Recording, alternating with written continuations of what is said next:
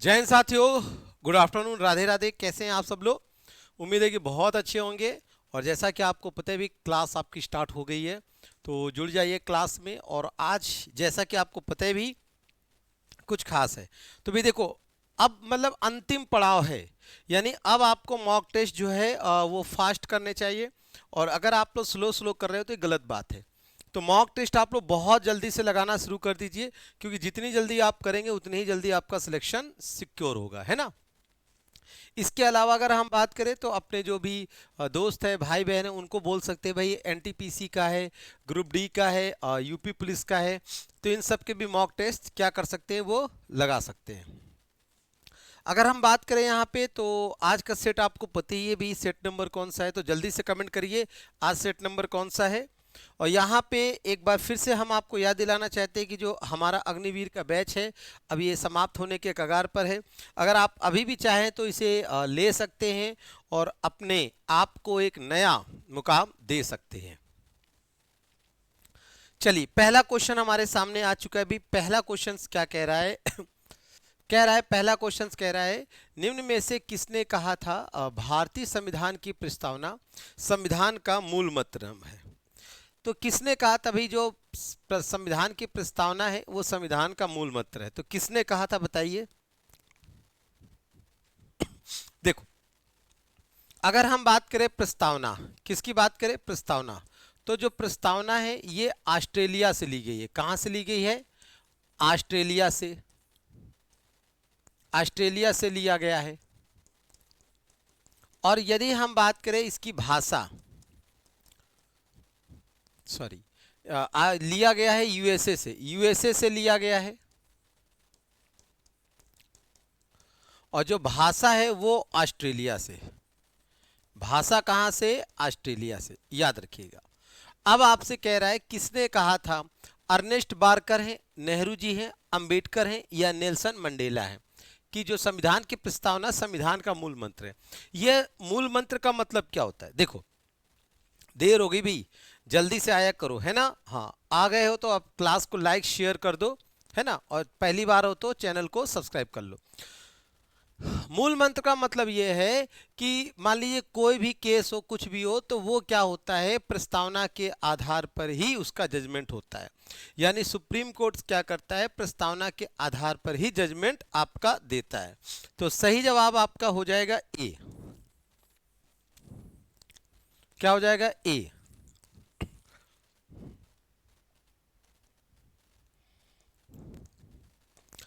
तो A will be the right option. अगले question पे देखिए, भारत का पहला स्वदेशी चतुर्भुज रोबोट किसके द्वारा विकसित किया गया? ये देखिए कैसा रोबोट है, फर्स्ट इंडिजेनियस लिखा है, क्वाड्रुप्ड रोबोट। भाई किसके द्वारा रोबोट विकसित किया गया है? चतुर्भुज। चतुर्भुज का मतलब चार पैर वाला। अब ये रोबोट आपने देखा होगा, कहां देखा है, जरा कमेंट करके बताइए कहां देखा होगा। अगर इस रोबोट के बारे में कहें तो आप लोगों ने मैच के दौरान, जो आईपीएल मैच हो रहा था उस दौरान आपने देखा है।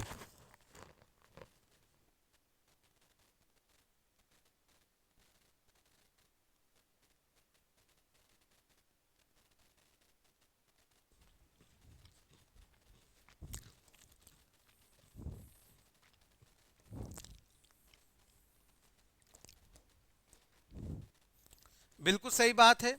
आईपीएल के दौरान कहां देखा आपने? आईपीएल के दौरान देखा। यहां पे आंसर हो जाएगा सोया रोबोटिक्स। क्या हो जाएगा? सोया रोबोटिक्स के द्वारा। क्वेश्चन नंबर लास्ट, यानी अगला हम लोग आते हैं क्वेश्चन नंबर 3 पे आते हैं। तीसरा क्वेश्चन क्या कह रहा है, ध्यान दीजिए। कह रहा है, निम्न में से किसे भारत के संविधान द्वारा मौलिक अधिकारों पर उचित प्रतिबंध लगाने की शक्ति दी गई है। जो हमारे फंडामेंटल राइट्स हैं उस पर कौन सेक्शन या बैन लगा सकता है, ये क्वेश्चन आपसे कह रहा है। यानी मौलिक अधिकारों पे अगर हम बात करते हैं मौलिक अधिकारों की, तो मौलिक अधिकार जो है वो आपके भाग 3 में है। ठीक, कहां से लिया गया है? यूएसए से लिया गया है। और कहां से कहां तक है? तो 12 से 35 तक है। तो अब इस पे कह रहा है कि भाई इस पर जो प्रतिबंध लगाने की शक्ति किसे दी गई है, यानी अगर आपके मौलिक अधिकार, मान लो कोई मौलिक अधिकारों का गलत उपयोग कर रहा है, तो कौन सी वो संस्था है जो इस पे प्रतिबंध लगा सकती है। प्रेसिडेंट साहब लगा सकते हैं, पार्लियामेंट लगाएगी, सुप्रीम कोर्ट लगाएगा, है ना। तो याद रखिए इस पे जो प्रतिबंध लगाया जा सकता है वो पार्लियामेंट के द्वारा यानी संसद के द्वारा लगाया जाएगा। और संसद के द्वारा कैसे लगाया जाएगा, तो कानून बना के यानी संसद क्या करेगी, कानून बनाएगी, ठीक है। हाँ, जैसे आपने देखा कि पहले मौलिक अधिकारों की संख्या कितनी थी, 7 थी, अब क्या हो गया 6, क्योंकि संसद ने कानून बनाया। कानून बना के जो एक मौलिक अधिकार था उसे यानी कि क्या कर दिया, हटा दिया। तो जरा कमेंट करके बताइए कौन से मौलिक अधिकार को हटाया, किस मौलिक अधिकार को हटाया।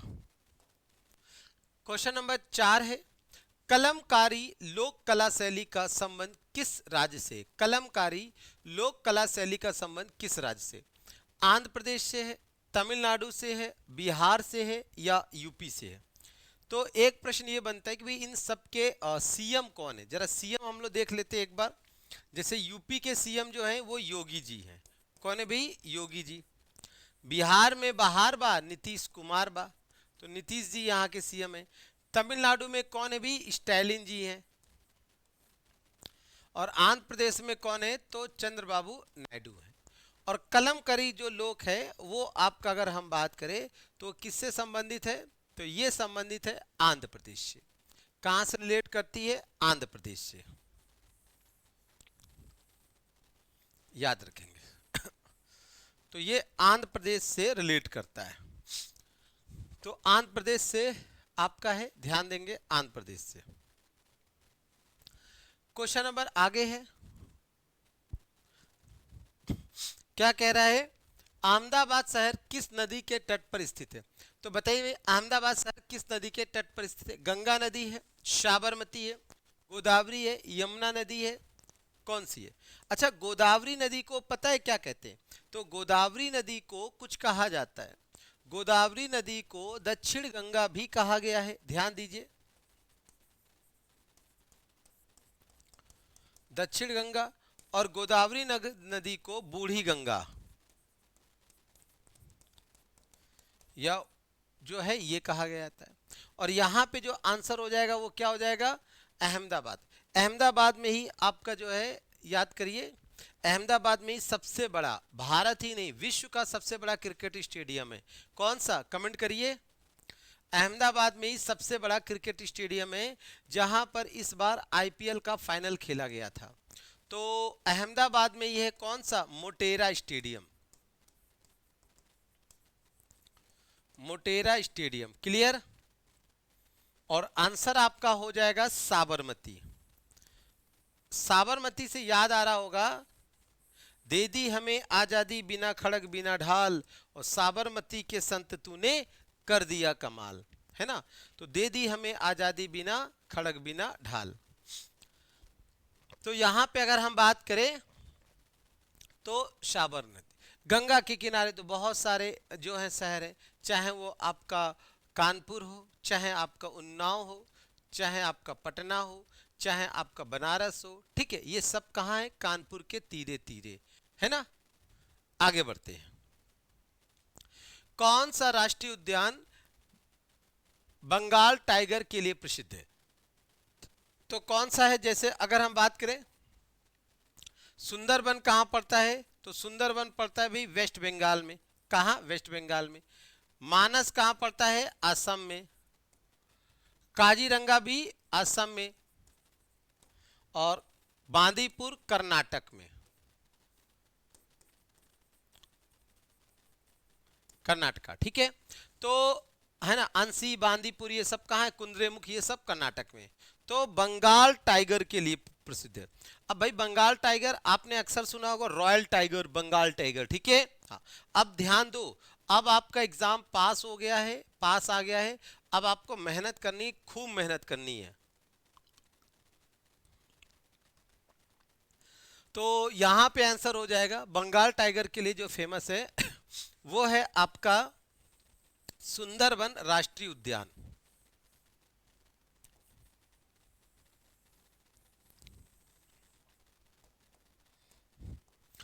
कौन है? सुंदरबन राष्ट्रीय उद्यान जो है ये आपका फेमस है।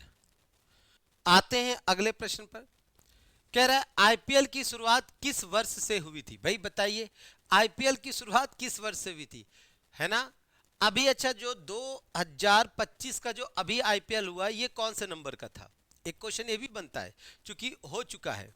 तो 2025 का आईपीएल, तो 2025 का जो आईपीएल था वो 18वां संस्करण था। कौन सा था? 18वां संस्करण। अब जब ये 18वां संस्करण है 2025 का आईपीएल का, तो कौन जीता? हिस्ट्री बन गई। कौन जीता? तो वो जीता आरसीबी। कौन जीता भाई? आरसीबी, याद रखिएगा। तो यहां पे अगर हम बात करें तो 18वां संस्करण था, तो पीछे जाओ, पीछे जाओ, तो 18/7/25, देखो 18/7/25 आ गया, यानी कि 2007। अब ये बताइए 2007 में जो पहला कि कौन था, यानी कि जो पहला ट्रॉफी उठाया था फर्स्ट, यानी कौन जीता था? पहला संस्करण किसने?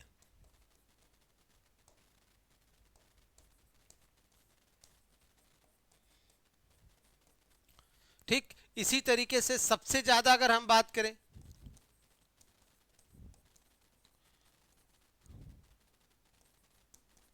सबसे ज्यादा तो मुंबई इंडियन और सीएसके, कितना? 5, है ना? केकेआर 3। फ्रीडम इन एग्जाइल किस व्यक्ति की प्रसिद्ध आत्मकथा है? फ्रीडम इन एग्जाइल, एग्जाइल या एक्साइल, एक्साइल को हम लोग वनवास कहते हैं। क्या बोलते हैं? वनवास। तो ये किसकी आत्मकथा है? Freedom in exile. Gandhi ji की है, दलाई लामा की है, बराक ओबामा की है, नेल्सन मंडेला की है। वैसे अगर हम बात करें तो यहाँ पे जो भी नाम दिए गए हैं वो सभी नाम, यानी जो भी नाम दिए गए हैं वो सभी नाम अपने आप में एक महान हस्ती रहे हैं, है ना? याद रखिए।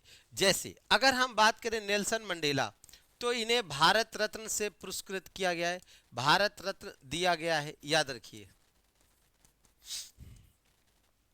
बराक ओबामा 2 टाइम्स, याद रखिएगा 2 टाइम्स, 2 बार आपके प्रेसिडेंट रहे हैं, 2 बार आपके क्या रहे हैं? प्रेसिडेंट रहे हैं। अच्छा, अमेरिका का प्रेसिडेंट का कार्यकाल आपको पता ही है ना? कितना होता है? 4 साल। दलाई लामा के बारे में बात करें तो ये बौद्ध, बौद्ध धर्म से संबंधित है, बौद्ध धर्म से। दूसरा अगर हम बात करें महात्मा गांधी, तो भी महात्मा गांधी के बारे में तो कुछ भी कहा जाए कम है। क्यों? क्योंकि ये पूरा एक औरा ही है, यानी कि पूरा एक सदी ही है महात्मा गांधी से रिलेट करता है, ठीक है? तो महात्मा गांधी से तो बात ही अलग है ना? महात्मा गांधी के बारे में कुछ कहना यानी कि सूरज को दिया दिखाने जैसा है। अब जिन्होंने नहीं महात्मा गांधी को पढ़ा है, जो नहीं जानते हैं, तो उनके लिए तो भाई राधे राधे है।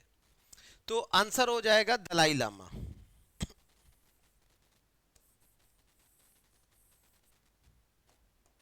तो आंसर क्या हो जाएगा? दलाई लामा। चलिए क्वेश्चन नंबर 9 देखिए भाई क्या कह रहे हैं। नवा क्वेश्चन, जरा ध्यान दीजिए। निम्न में से यौगिकों के किस समूह को सहायक आहार कारक कहा गया है? सहायक आहार कारक।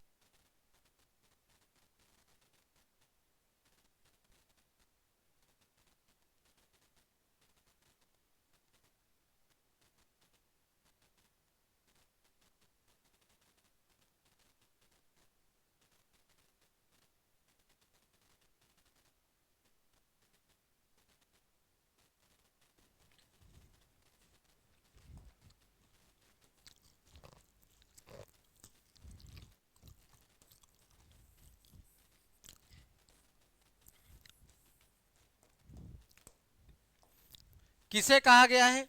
तो ये कहा गया है विटामिन को। क्यों कहा गया है, जरा समझिए। विटामिन को क्यों कहा गया है?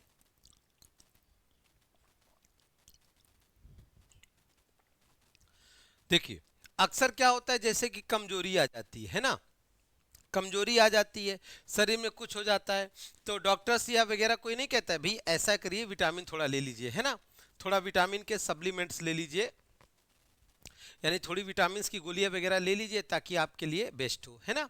कहा जाता है नहीं कहा जाता, तो ये किसे कहा गया है, ये विटामिन को कहा जाता है सहायक, जो अगर हम बात करें आहार कारक के रूप में विटामिन को जाना जाता है। अब विटामिन जो होते हैं अगर हम बात करें दो प्रकार के, कितने प्रकार के, दो। एक होता है वसा में घुलनशील और एक होता है जल में।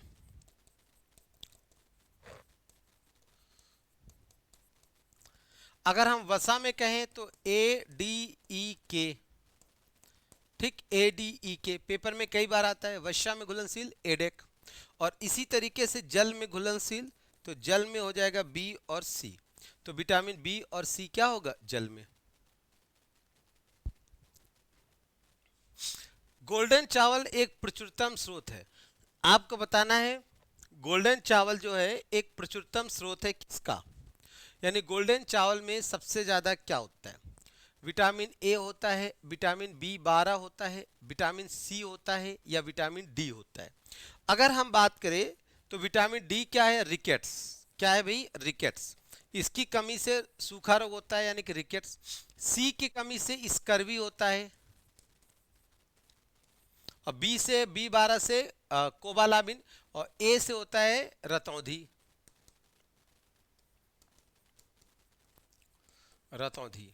तो यहां पे प्रश्न होता है गोल्डन चावल, सामान्यतः चावल में कौन सा विटामिन होता है, जैसे चावल होता है तो चावल का माड़ जो होता है ना, माड़, उसका सेवन किया जाता है। अगर हम सामान्यतः चावल के बारे में बात करें, सामान्यतः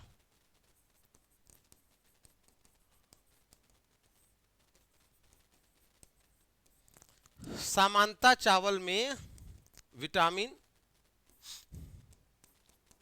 सी, सामान्यतः चावल में विटामिन सी होता है, परंतु जो गोल्डन चावल होता है उसमें विटामिन ए होता है। कौन होता है, उसमें विटामिन ए होता है, ध्यान दीजिए, उसमें विटामिन आपका ए होता है। कौन सा होता है, विटामिन ए होता है।